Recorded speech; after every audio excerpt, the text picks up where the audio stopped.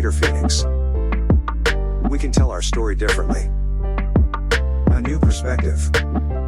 A different look. Greater Phoenix A to Z.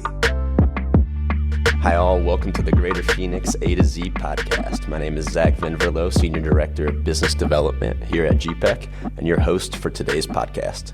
In this mini-sode series, Arizona Through Their Eyes, GPEC team members like myself will take you behind the scenes with their stories about life and work in Arizona. So let's dive in. It's my pleasure to have my longtime friend and fellow outdoor enthusiast, Ari Harris, with me today. Ari is an avid fisherman and hiker that has explored Arizona's diverse ecosystem and has spent summers living and exploring in Yellowstone National Park while researching fish populations in the backcountry. He knows how to enjoy the outdoors, and all of his adventures are all welcome. When it comes to an adventure with Ari, you know it's going to be a good time. Ari, welcome, brother. Zach, my man, welcome. Very happy to be here. Super excited. Hey, it's a pleasure, Ari. We spend a lot of time here at GPEC, talking about the advantages of doing business in Greater Phoenix. And today we're only going to talk about one of those things, and that is the outdoor opportunities that our region provides and how that impacts, day-to-day life for the employees that are going to be working for these groups. So business aside, today's all about the outdoors. I couldn't think of a better person to have here talking about it with me. So thanks again for joining, Ari. And, I think right off the top here, I just wanted who you are to me. When I first met you, somebody was like, I was going out to Colorado for a trip out west. And they're like, you got to meet this Ari guy. He's been living in the backwoods of Yellowstone. Like, he can live off the land. Nobody knows fishing better than him. So can you share a little bit, like, what was Yellowstone to you? Absolutely, man. I'm super excited to be here. I actually moved to Arizona right after I was working in Yellowstone. So when I was working in Yellowstone, when I first started working there, I was doing lake trout removal on these boats, and we were throwing out all these gill nets that were a couple miles long, and we were kind of just out on boats all day, and we were removing thousands of lake trout, hour by hour. And the reason why we were doing that is because lake trout is an invasive species in the Yellowstone Lake, so they're killing all the cutthroat trout and stuff like that. So every day we were out on the boats, and on all of my free time, I was just hiking, doing backcountry expeditions with my friends, and a lot of fishing in Yellowstone National Park. And then the second year I was there, I was actually doing all backcountry work. So we were heading out on Monday for 4 or 5 days a week, and we wouldn't get back till Friday, and we were hiking like 15, 20 miles a day. And it was all in the backcountry, so we saw a lot of incredible stuff. It was really fun. And like Zach said, I was kind of living off the grid for quite a while before I lived to Arizona. It was just all camping in the backcountry. So yeah, fishing and all the outdoor stuff is my favorite stuff to do.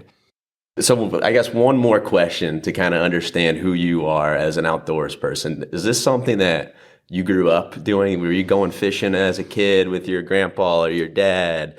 Or is this something you really picked up later in life through other channels? Yeah, so fishing wasn't my number one when I was younger. What my parents did for me, which was the best gift that I've ever gotten, was they took me to national parks every summer growing up. So I grew up in right in the middle of the city of Chicago, and my mom definitely knew, like, I have to get this boy out of the city and take him to national parks and have him see the rest of the United States, which is definitely the most incredible thing that I've ever done. But I remember vividly visiting Yellowstone where I worked and all these different national parks. And yeah, that's kind of what got me started into, hiking and fishing and all that stuff. Was definitely my mom and her dad, George, who I have his middle name. He took my mom every year out west with an RV. So yeah, shout out George. Awesome, man. So what for you was that first time you got boots on the ground here in Arizona? What was your first AZ experience? Was that with your family as a kid, or how'd you come to know Arizona? Yeah, so my dad's sister, Lisa, she's lived here probably the last 30, 40 years. And when I was younger, my parents took me out here maybe 2 or 3 times. And I remember telling everybody when I was younger, like, oh, Arizona's the absolute coolest place in the entire world, coming from the Midwest. Between the huge cactus and all the desert colors, it's definitely the real deal, for sure. 100%. I remember driving up over the top of the hills in Payson and just being like, I cannot believe this is Arizona. These pine trees, all this green, these mountain lakes. Mm-hmm. And then you come down into the valley, the saguaros start popping up. It's just the variety of ecosystems that we have within such a close drive of Metro Phoenix here is truly incredible. And I think to me, that's something that is just almost flies under the radar. It takes just a little bit of effort to go out for an hour and a half or 2 hour drive on the weekend. And so many people are just almost unaware of that is on offer. Absolutely. And that's what I was going to tell you is the variety of places in Arizona is definitely what makes it special. I've never lived in another place where you can be in as many different ecosystems within an hour or two, of living in downtown Phoenix. It's pretty incredible. Absolutely, man. And as far as, adventuring in Arizona, everybody has their favorite hike or their favorite fishing hole specific to, your hiking experiences here in Arizona. Is there something that still to this day is your favorite, whether that be because of, an experience that you recall with friends at a sunset or, a sunrise, or just something that you're going to over and over again, or just, what's that favorite one in Arizona for you? Absolutely. So there's a close and a far for me. As far as close to Phoenix, I think this one is a little opinion based, but the White Tanks are my absolute favorite hiking spot around Phoenix. Not only is there like incredible views and huge saguaro and stuff like that, but there's also petroglyphs and stuff like that. So there's a lot of remnants of some of the ancient civilizations that used to live around, the Four Corners region and stuff like that. And I'm big on the history of the Native Americans and stuff like that. I definitely do really enjoy that. So I really do love the White Tanks. Then as far as a little bit further out would definitely be the Grand Canyon. There's literally no other place in the United States that comes close to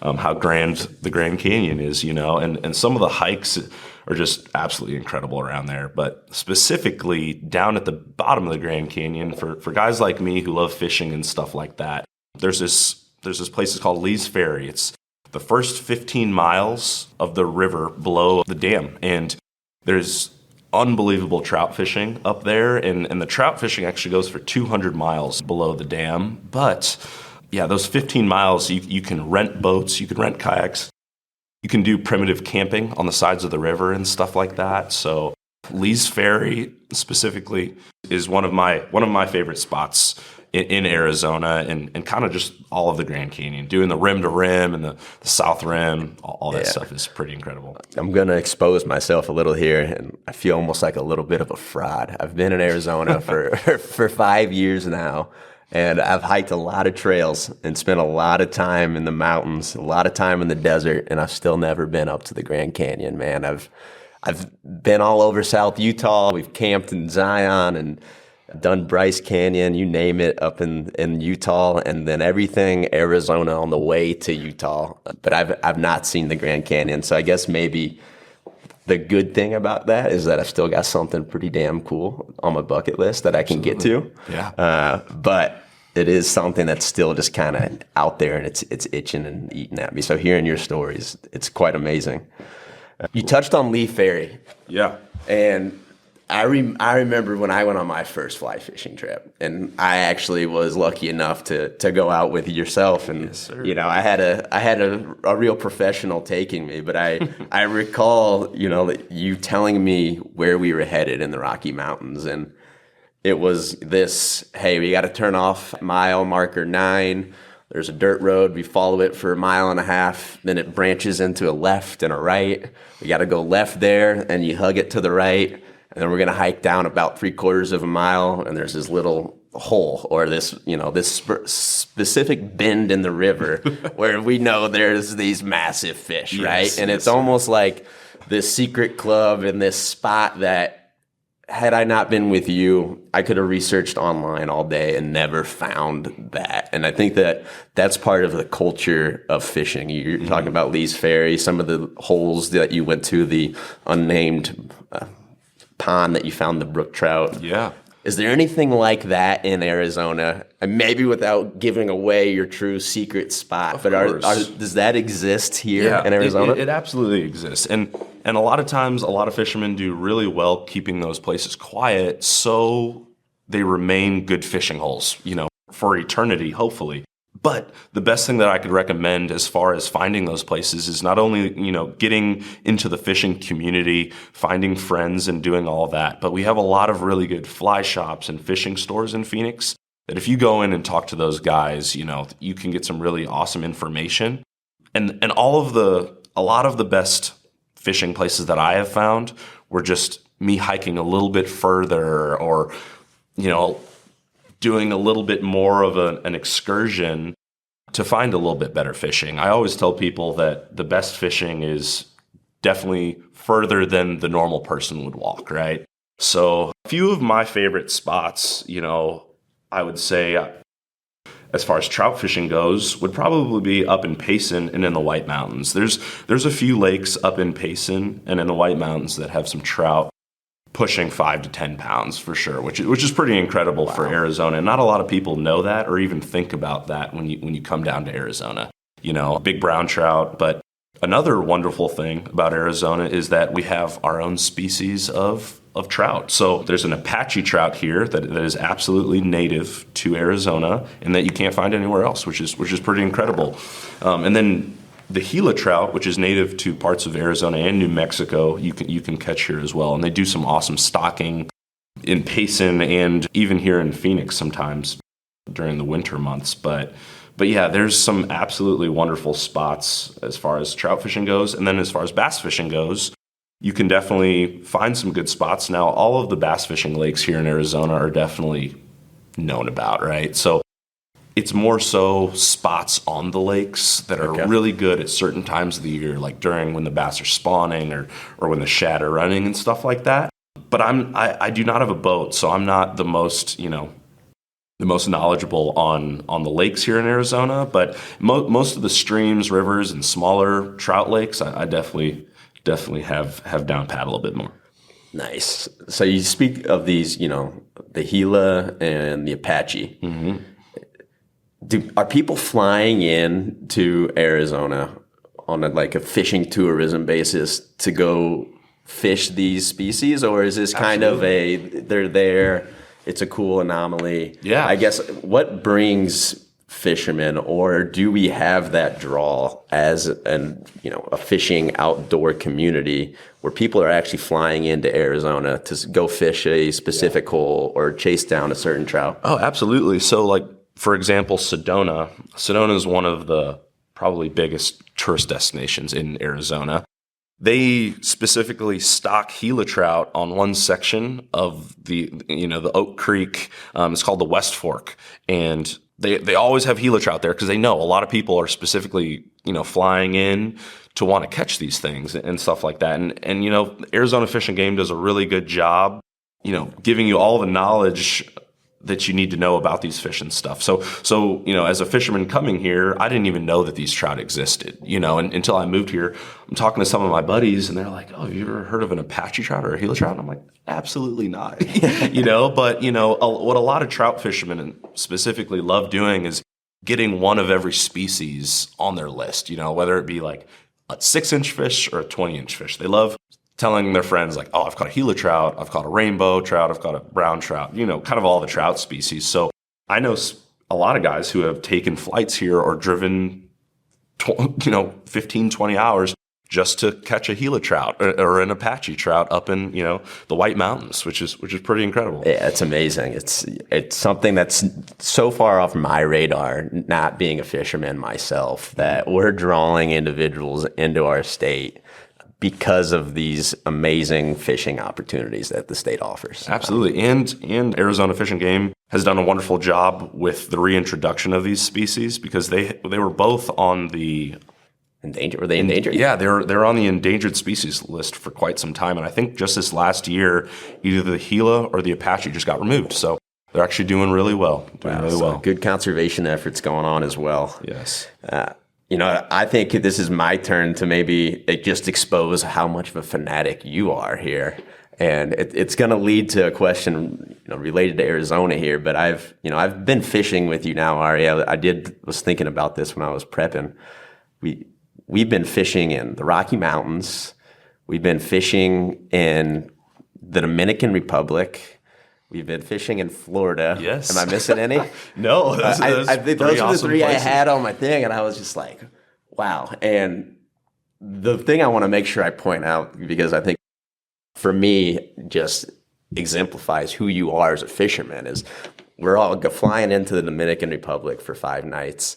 And sure enough, everybody's, on their own flights coming in. It's a full 5-day wedding type of ceremony, celebration. Everybody's planning to hit the beach. We're going to go out on the ocean one day. And you just come rocking up through this resort with your rod and reel, and you start fishing the ocean. And I was just like, you're the only person I've ever met that would do that. Yeah. And it's in the same thing with Florida. It was the same story, right? We were all flying in for a few days for a wedding celebration. And sure enough, that Ari's going to have his gear. He's going to go see what he can fish off this shoreline or around the bend. Maybe there's a little hole. I remember we went and, tracked down some state state pond, I think. I think that was the night after the wedding. I was like, Zach, I'm waking up at 4 a.m. Night after the wedding, we're going fishing. I love it. So I guess to me, like you've always got your rod. You're ready to go. Yeah. Kind of in that everyday setting here in Metro Phoenix. What's your favorite spot to just pop out? Yeah. Give yourself an hour and a half, 2 hours, and do some fishing where you're close to home, watering hole, if you will. Of course. Watering hole's probably more for the drinks after the fishing. Exactly. The pond, the fishing, your fishing hole. What's your spot? Definitely. So there's 3 things that are kind of my go-to around the Phoenix area. First being Salt River. It's absolutely incredible. Not only the views and the hiking around there, but there's bass, bluegill, catfish. They stock trout for 2-3 months through the winter. You can't really beat that. And then kind of right after they do the stocking, they do all the rafting trips. So you could go have a great time and raft down the Salt River. The second being the canal system. The canal system running through Phoenix. It's all over. I know it's not the best views and stuff like that, but there's some incredible fish in there. There's some big bass, big carp, bluegill, catfish, kind of all that. Third thing being, now that I have kids, we do this a lot, is Arizona Fish and Game. They do monthly stockings pretty much in every single park pond around Phoenix. And then they do some pretty awesome stockings. So they'll stock bass and catfish through all of the, summer and fall months. And then come winter and spring, they'll do all trout. And they'll stock some pretty big trout. I was actually at Paloma Park, which is right by my house. And it's kind of by Lake Pleasant. But my daughter, Georgia, got on her first trout. So I was like, oh, there we go. But yeah, they do a really wonderful job doing the stocking. And a lot of people, they don't think of fishing in the middle of Phoenix, when they're in the desert and stuff like that. But there's some big bass roaming around the parks and stuff like that. So I definitely recommend getting out.